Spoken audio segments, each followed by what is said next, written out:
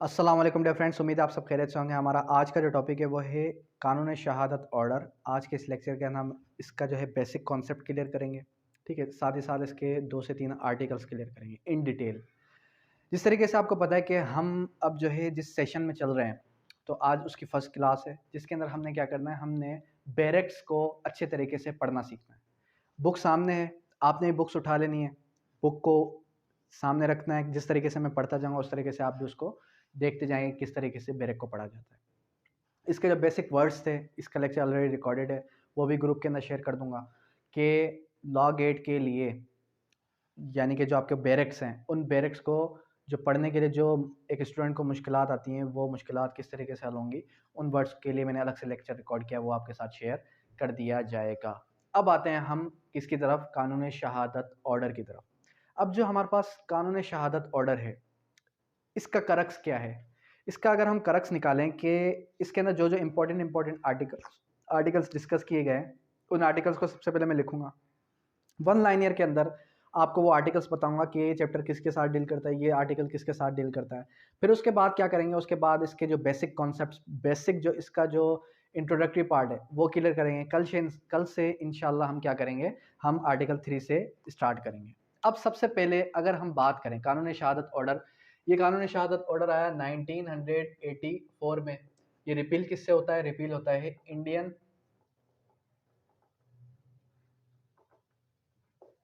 Evidence act 1872। अक्सर MCQs के अंदर ईयर चेंज कर दिया जाता है और बाकी चीजें सेम रहती हैं, तो ईयर भी आपने याद कर लेना है। उसके बाद जो इसके इंपॉर्टेंट आर्टिकल्स हैं, अगर इसके आर्टिकल्स की बात की जाए, पहला आर्टिकल क्या है? पहला आर्टिकल जाहिर सी बात है प्रिलिमिनरी। दूसरा आर्टिकल क्या है? दूसरा आर्टिकल जाहिर सी बात है इंटरप्रिटेशन।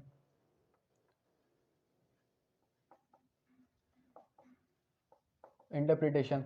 आर्टिकल 3 और आर्टिकल 17 किस चीज के साथ डील करता है? Competency. Competency of witness. Competency of witness यानी कि कौन सा जो एक विटनेस है वो कौन कौन कौन से विटनेसेस कॉम्पिटेंट होंगे, ठीक है। Who is competent to testify, इसके लिए वर्ड क्या याद रखना है? Who is competent to testify, कौन गवाही दे सकता है, ठीक है। उसके बाद आर्टिकल नंबर 18 जो है, आर्टिकल 18 से लेके आर्टिकल नंबर 69 तक का जो आपका चैप्टर है, ये है आपका relevancy of fact. Relevancy of fact का चैप्टर है। अब ये रेलेवेंसी ऑफ फैक्ट क्या होता है? रेलेवेंसी ऑफ फैक्ट यानी कि गवाही किस चीज से मुताबिक होगी। फैक्ट क्या होता है? हकीकत। अब उसके बाद जो हमारे पास आर्टिकल नंबर 19 है, आर्टिकल 19 क्या कहता है? आर्टिकल 19 जो है वो है आपका रेस गिस्चाए। रेस गिस्चाए मतलब थिंग्स क्लोजली डन। मिसाल के तौर पे मैं ये कहूं कि मैंने केसर को वहां से रूम से भागते हुए देखा और रूम के अंदर एक लाश पड़ी हुई है, तो ये क्या है? केसर का जो भागना है वो क्या है? वो थिंग्स क्लोजली डन है। वो क्या हो गया? उसको हम कहेंगे रेस गिस्चा है, ठीक हो गया। उसके बाद आर्टिकल नंबर 22 क्या है? Identification period. Identification period. Identification period क्या होते हैं? मिसाल के तौर पे अब यहाँ पर चोरी हो जाती है, और चोरी होने के बाद क्या होता है? चोरी होने के बाद मैं कहता हूँ कि चोर कैसा दिखता था, और वो पुलिस को ये कहता है कि मैं अगर उसको एक बार देख लूं तो मैं ये बता दूंगा कि वो चोर किसके जैसा दिखता था, यानी वो चोर कौन सा था, ठीक है। सिर्फ एक बार मैं देख लूं तो जो पुलिस क्या करती है, पुलिस जो है आइडेंटिफिकेशन करवाती है, यानी कि उधर के इलाके के जो भी लुच्चे लफंगे हैं उनको पकड़ के लेके आते हैं और बताती पूछते हैं, हाँ भैया बताओ इसमें से कौन सा वो शख्स था। उसके बाद आ जाएं आप, हमारे पास आर्टिकल नंबर 24। आर्टिकल 24 क्या कहता है? आर्टिकल 24 है प्ली। एक प्ली ऑफ एलिबाय। प्ली ऑफ एलिबाय का वर्ड का मतलब क्या है? एल्सवेयर। अब देखिए, मैं कहूं कि क्या तुमने चोरी की, या मैं कॉन्फिडेंट के साथ कहूं कि केसर ने कल ये मर्डर किया। केसर कहता है मैं तो लिया में था, मैं तो अपने गांव गया हुआ था और मेरे पास ट्रांजैक्शन भी है, मेरे पास बस की टिकट भी है, मेरे पास सारा कुछ है, मेरे पास जो है सारी चीज़ें मौजूद हैं। तो ये प्ली ले रहा है। क्या ले रहा है? ये प्ली ले रहा है। जब ये प्ली रेस करेगा तो बर्डन ऑफ प्रूफ, शिफ्ट हो जाएगा। बर्डन ऑफ प्रूफ यानी कि 12 सबूत, बर्डन ऑफ प्रूफ शिफ्ट हो जाएगा किस पर? केसर पर। ठीक हो गया। वैसे बर्डन ऑफ प्रूफ किस पे होता है? उस पे, प्रोसिक्यूशन पे। उसके बाद आ जाए आर्टिकल नंबर 30। अब आर्टिकल नंबर 30 से लेके 36 तक क्या है? एडमिशंस। एडमिशंस, ठीक है। एडमिशन का कॉन्सेप्ट मैंने आपको बताया था, सिविल के अंदर होता है। अगर कोई शख्स एडमिट करे कि हमने क्या किया है, हमने कॉन्ट्रैक्ट किया है, तो वो एडमिशन है। उसके बाद आर्टिकल नंबर 37 से लेके 45 तक क्या है? आर्टिकल 37 से 45 तक है कन्फेशंस। कन्फेशन आर्टिकल 37 38 ये कहता है कि confession in front of police और confession in custody of police is no confession. ठीक है। अब जो वर्ड कन्फेशन है, इसकी डेफिनेशन कहाँ से ड्रा होगी? ये होगी केस लॉ से, लेकिन वो आपका अभी सिलेबस नहीं है, इस वजह से वो जुडिशरी में जब आप जाएंगे तो फिर इंशाल्लाह मैं आपको समझाऊंगा। फिर आर्टिकल 46 सब क्लास 1 है डाइंग डिक्लेरेशन। डाइंग डिक्लेरेशन एक मरते हुए शख्स का बयान। मरता हुआ शख्स ये कहते कि मुझे जुलेद ने मारा है, तो ये क्या है? ये उसका बयान है, मरते हुए शख्स का बयान है। अब ये जो बयान दे रहा है ये क्या है? ये एक डाइंग डिक्लेरेशन है। A dying person never tell a lie. तो ये चीज़ें ठीक हो गया। उसके बाद आ जाएं आप, नेक्स्ट जो है हमारे पास 48 से 52। 48 से 52, 48 से 52 सिंपली ये कहता है कि statements made under special circumstances. Statements made under special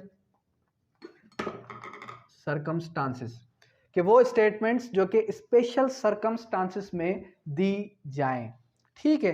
फिर उसके बाद आ जाए आर्टिकल नंबर 53। 53 से 58 तक क्या है? 53 से 58 तक जो है हमारे पास वो ये कहता है कि how much of statement is to be proved.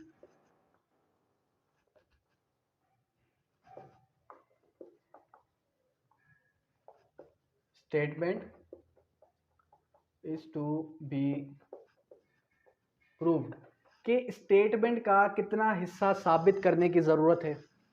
फिर उसके बाद आ जाए 59 से लेके 65 तक क्या कहता है? 59 से 65 तक है opinion of third person when relevant. कह रहा है कि मिसाल के तौर पे एक शख्स ने मर्डर किया और वहां पे चाकू भी था। वो शख्स कहता है कि मैंने मर्डर नहीं किया, लेकिन उसके फिंगरप्रिंट्स मिल जाते हैं और फिंगरप्रिंट्स डॉक्टर ये कहता है कि इसी ने मर्डर किया है। तो यहाँ पर क्या है? यहाँ पर एक्सपर्ट ओपिनियन ली जा रही है। एक्सपर्ट ओपिनियन किस किस की ली जा सकती है, किस किस तरह ली जा सकती है, सारा हम इस चैप्टर के अंदर पढ़ेंगे। फिर आ जाए नेक्स्ट जो हमारे पास चैप्टर है, नेक्स्ट चैप्टर आ जाता है हमारे पास कौन सा? 66 से लेके 69 तक, जो क्या कहता है? Character when relevant.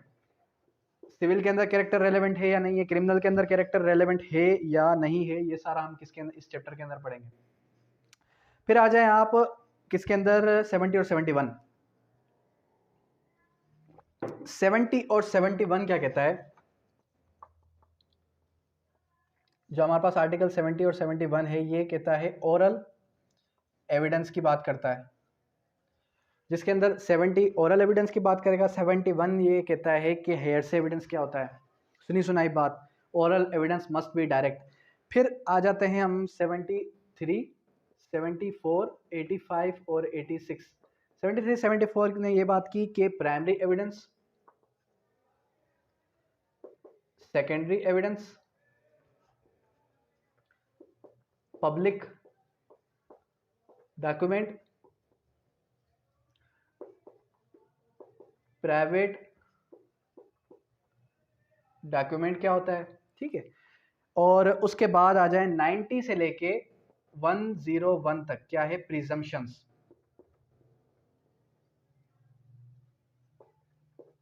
यानी कि मफरूजे। और उसके बाद आ जाएं आप हमारे पास 111 से लेके 113, इसको हम कहते हैं facts which need not to be proved. वो हकीकतें जिनको साबित करने की ज़रूरत ही नहीं है। ठीक है, अच्छा जी, उसके बाद क्या है, उसके बाद आ जाता है स्टॉपल। अब ये स्टॉपल क्या है, स्टॉपल 114 से लेके 116, आर्टिकल 114 से 116 स्टॉपल यानी कि टू स्टॉप समवन। कोई शख्स अगर डिक्लेयर करे कि मैं कहता हूं कि भाई ये प्रॉपर्टी में केसर अब्बास के नाम पे जो है उसको मैं गिफ्ट कर रहा हूं, बाद में मैं इस बात से मुकर नहीं सकता। जिस तरीके से अक्सर ऐसा होता है कि मैं कहता हूं मैं तुम्हें 500,000 रुपये ये दे रहा हूं और बाद में मैं उस बात से मुकर जाता हूं, तो वो मैं अपनी बात से मुकर नहीं सकता सिविल के अंदर।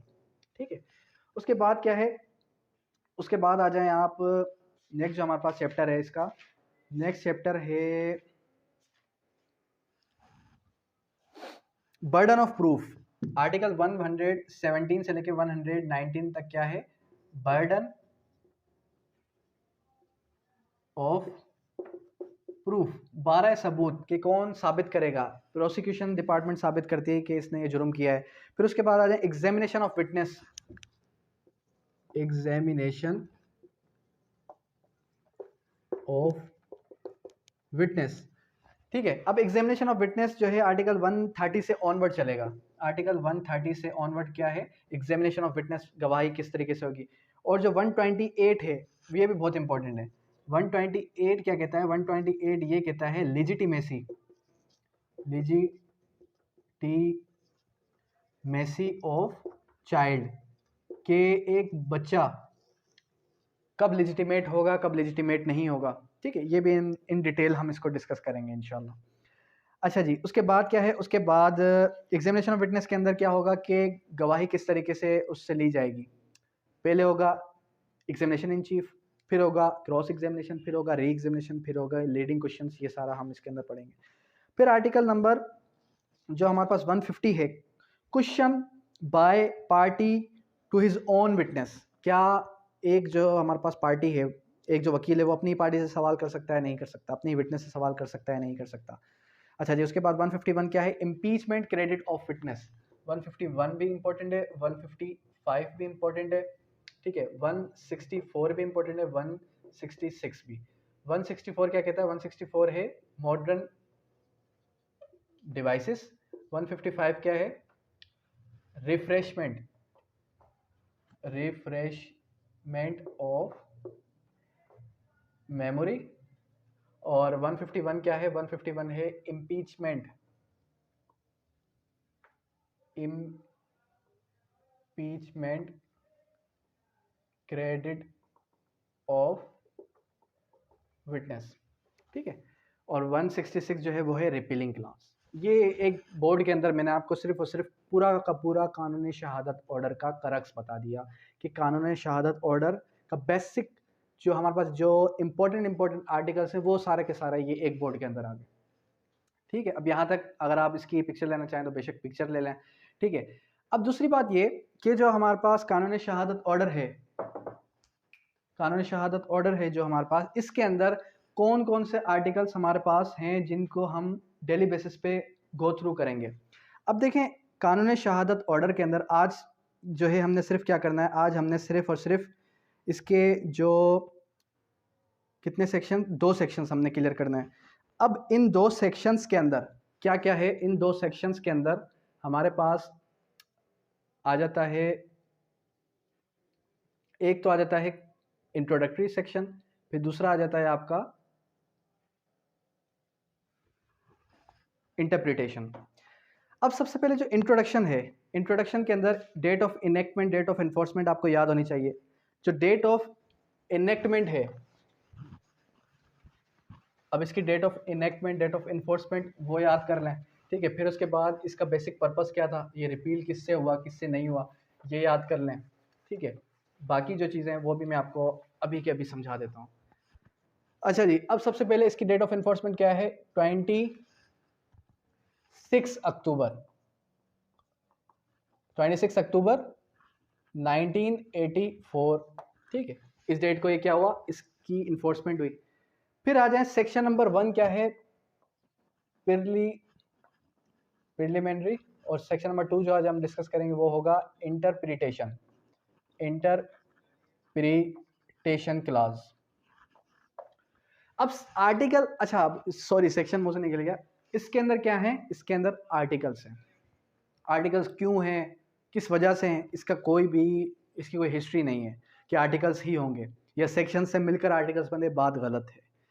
लेजिस्लेशन जिस कानून में चाहे आर्टिकल्स डाल सकती है, जिस कानून में चाहे आर्टिकल्स नहीं डाल सकती, जिस कानून में चाहे सेक्शन डाले, उनकी मर्जी है, ठीक है। अब सेक्शन 1 कहता है short title extend and commencement. इसका क्या मतलब है?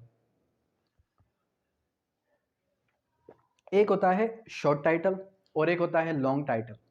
एक कानून है जिसका टाइटल बहुत ही बड़ा है, ठीक है, रिफॉर्मेटरी स्कूल ट्रेसपास एक्ट, ये कोई बड़ा नाम बन गया, ठीक है। तो जिसका नाम बहुत बड़ा होगा उसको हम कहेंगे लॉन्ग टाइटल, जिसका नाम छोटा होगा उसको हम कहेंगे शॉर्ट टाइटल। अच्छा, इसका नाम क्या है? कानून शहादत ऑर्डर 1984। अब ये कौन सा कानून है? ये है आपका प्रोसीजरल लॉ। Procedural law. अब प्रोसीजरल लॉ क्यों है? देखें, कानून या तो होता है आपका प्रोसीजरल लॉ या होता है आपका ये सब्सटेंटिव लॉ, या होगा सब्सटेंटिव या होगा प्रोसीजरल। आपके लॉ गेट के अंदर सिर्फ और सिर्फ पीपीसी ही है जो कि सब्सटेंटिव लॉ है, बाकी सारे के सारे क्या हैं? जो मेजर एक्ट्स हैं वो सारे के सारे प्रोसीजरल लॉ हैं। ये चीज याद रख लीजिए। अब आर्टिकल 1 कहता है it extend to the whole of Pakistan, यानी कि ये कोई स्पेशल लॉ नहीं है, ये एक क्या है? ये एक जनरल लॉ है। It is an general law. It extend to the whole of Pakistan. और जनरल लॉ के लिए आपने वर्ड याद रखनी है कि अगर ऐसी कोई स्टेटमेंट आ जाए कि मिसाल के तौर पे अगर कोई स्पेशल लॉ है, अगर कोई जो है कोई और कानून बनाया गया तो वो जनरल लॉ के ऊपर सुपरसीड करेगा या नहीं। तो देखें, जितने भी जनरल लॉ है, जितने भी स्पेशल लॉज हैं, वो सारे के सारे सुपरसीड कर जाते हैं किस पर?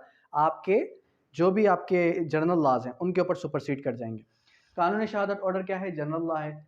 सीपीसी जनरल लॉ है, पीपीसी जनरल लॉ है, सीआरपीसी जनरल लॉ है। अगर कोई स्पेशल लॉ आएगा जैसे जुवेनाइल जस्टिस सिस्टम एक्ट आया तो फिर वो कानून इसके ऊपर सुपरसीड कर जाएगा। अच्छा जी, दूसरी बात ये कि ये कहाँ पर एप्लीकेबल नहीं होगा। इसकी अगर हम एप्लीकेबिलिटी की बात करें, so where it is applicable, where it is not applicable, it is not applicable in arbitration, ठीक है। फिर उसके बाद फैमिली मैटर्स। देखें, ये याद रख लें बस कि क्यूएसओ आर्बिट्रेशन पर, फैमिली मैटर्स पर एप्लीकेबल नहीं है, बाकी तमाम के तमाम मैटर्स पर क्यूएसओ एप्लीकेबल है।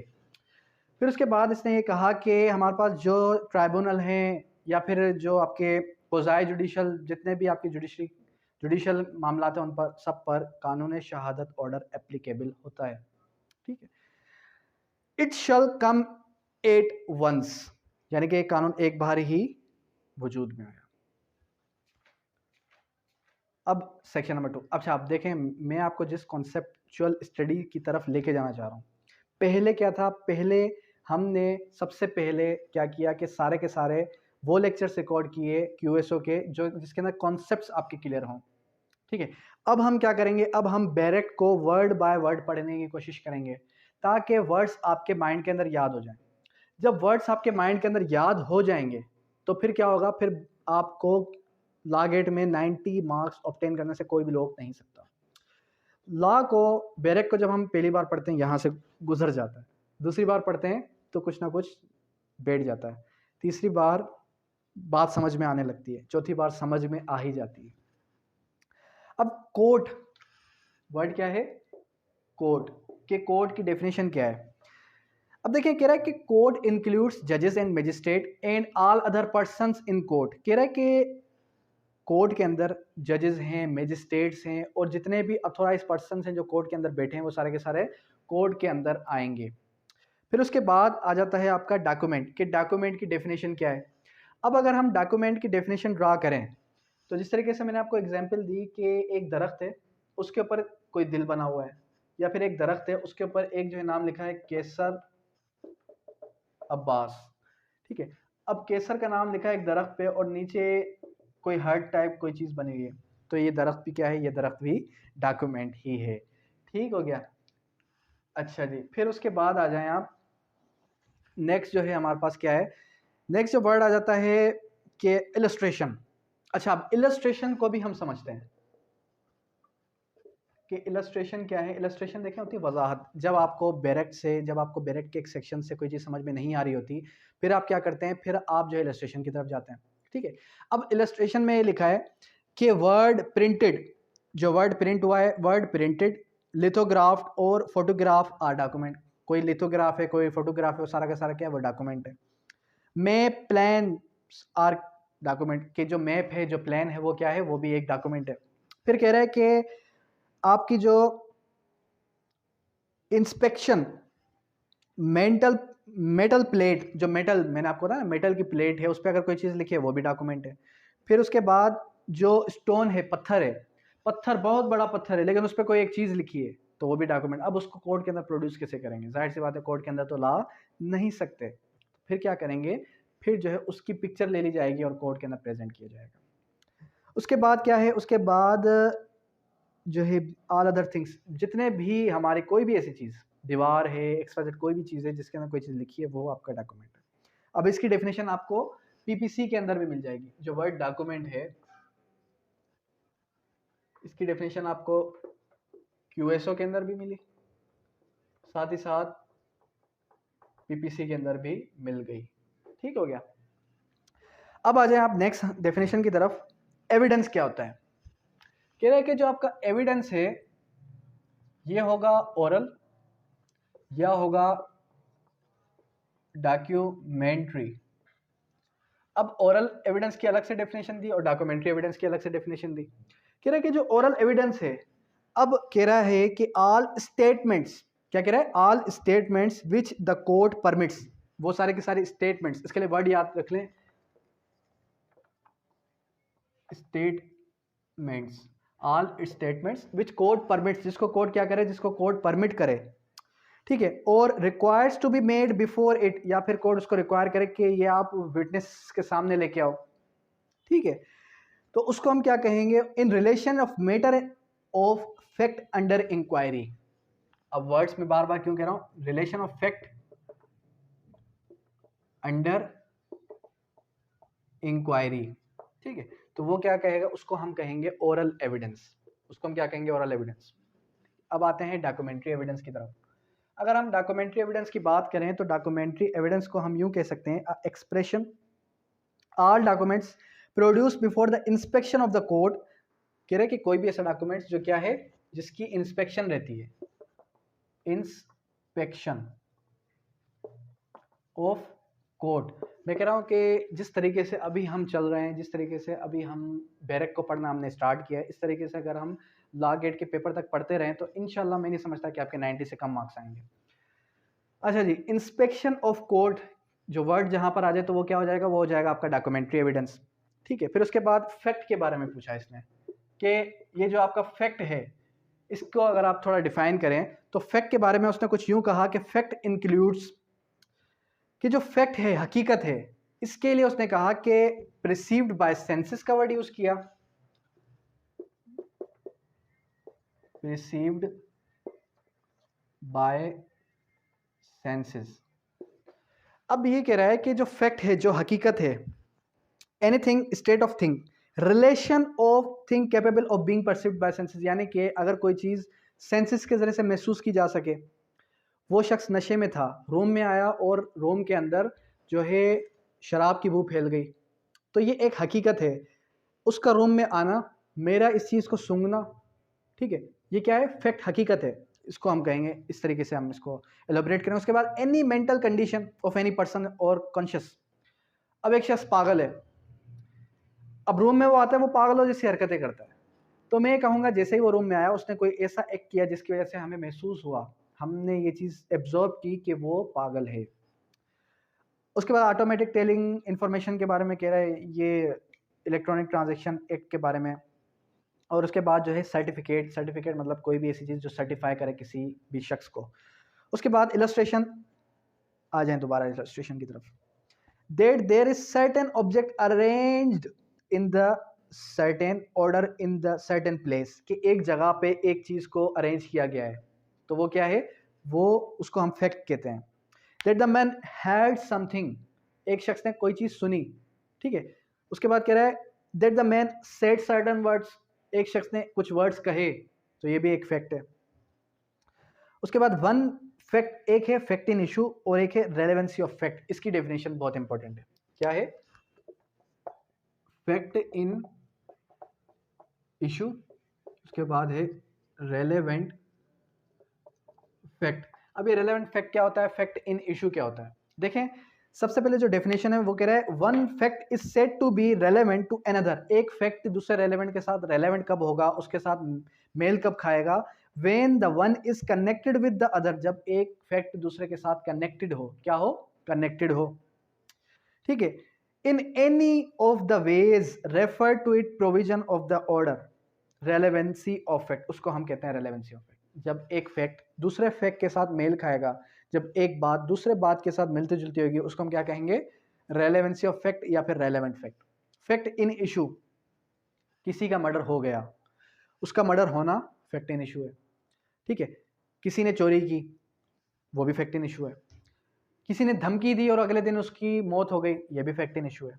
क्या कह रहा है? The expression fact in issue includes any fact form which either by itself or in connection with other fact, connection with other fact, जो कि किसी और फैक्ट के साथ कनेक्टेड हो, ठीक है। The existent, non existent nature or extend to any right, liberty or disability asserted the denied in any suit or proceeding necessarily follows. कह रहे हैं कि एक शख्स है, उसने किसी को क्या कहा, उसने कहा कि मैं तुम्हें जान से मार दूंगा, अगले दिन उसकी मौत हो गई, तो ये क्या है? ये कनेक्ट हो गया किसी फैक्ट के साथ, फैक्ट इन इशू के साथ, तो वो भी फैक्ट इन इशू है, और जो उसने धमकी दी वो भी फैक्ट इन इशू है। और बाद में वो उस चीज़ को डिनाई कर देता है, मैंने इसको कोई ऐसी धमकी नहीं दी, मैंने उसको नहीं मारा, तो ये क्या है? ये फैक्ट इन इशू है। आज हमने डिस्कस किया आर्टिकल 1 एंड आर्टिकल 2 और इसकी कुछ बेसिक इन्फॉर्मेशन, जिससे रिगार्डिंग क्यूएसओ से रिगार्डिंग आपके एमसीक्यूज बनते हैं और मोस्ट रिपीटेड एमसीक्यूज भी हैं मेरे पास, ठीक है, जो इससे रिलेट करते हैं। अब हमारी जो स्ट्रेटेजी चल रही है, हमने क्या करना है, डेली बेसिस पे 20 से 22 या फिर जितनी भी क्लास के अंदर हो सके, ठीक है, 15 या 20, 15 से 20 आर्टिकल्स या सेक्शंस हमने पढ़ने हैं, ठीक है। फिर उसके बाद उसका टेस्ट लेना है, daily web generated mock test. फिर उसके बाद जब हम सारे के सारे लास्ट को पढ़ लेंगे, लास्ट में हम क्या करेंगे, मोस्ट रिपीटेड और मोस्ट इंपॉर्टेंट क्वेश्चंस को डिस्कस करते चलेंगे, जो कि लागेट में मोस्ट रिपीटेड होते रहें, ठीक है। और कोशिश करें कि अब हमारा जो कॉन्सेप्ट क्लियर हो और फिर आप बैरक की तरफ ही बैठें। ये ना हो कि मैं बैरक को खोल के बैठा, आप कहें सर इसका कॉन्सेप्ट क्लियर नहीं है, तो पहले आप कॉन्सेप्ट वाला लेक्चर सुन लें, फिर आप ये लेक्चर सुनें, क्योंकि बैरक ही ऐसी चीज़ है जिससे आपका लॉ गेट का पेपर हल हो सकता है। बैरक को पढ़ें, बार बार पढ़ें, इलस्ट्रेशंस पढ़ें और एग्जाम्पल्स पढ़ें, और जो है आप क्या पढ़ें, बैरक की वर्डिंग को अपने दिमाग के अंदर याद करने की कोशिश करें, सेक्शंस को याद करने की कोशिश करें। इंशाल्लाह आपको कोई नहीं रोक सकता कि आप 90 मार्क्स ऑब्टेन ना कर सकें, ठीक है। अब यहाँ तक किसी भी किस्म की कोई भी क्वेरी, कोई भी क्वेश्चन हो तो आप करेंगे। Thank you.